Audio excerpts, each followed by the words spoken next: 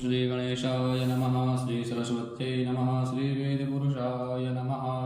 सप्तमोऽध्यायः हरि ओम् उग्रश्च भीमशतवां दशूरिश्च विगुवाच विक्षिपः स्वाहा अग्निगो हृदयनाशनिगो हृदयाग्रेण पशुपतिं कृष्णहृदयेन भोञ्जगना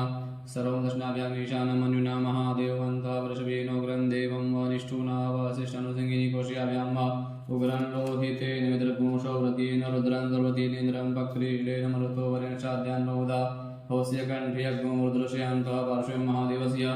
जकृच्छस्य वनिष्ठुः पशुपतेः पुरी तथा लोभ्यः स्वाहा ध्वजे स्वाहा लोहिताय स्वाहा मेदोभ्यः स्वाहा माकुशेभ्यः स्वाहा स्नाभ्यः स्वाहा स्तव्ये स्वाहा मज्जवे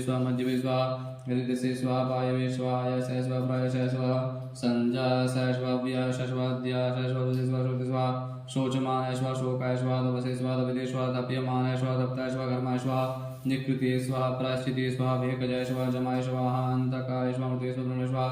ब्रह्महत्याय स्वाहा विश्वेभ्यो देवेभ्यः स्वाहा द्यावा पृथिवीभ्यः स्वाहा हरि ओम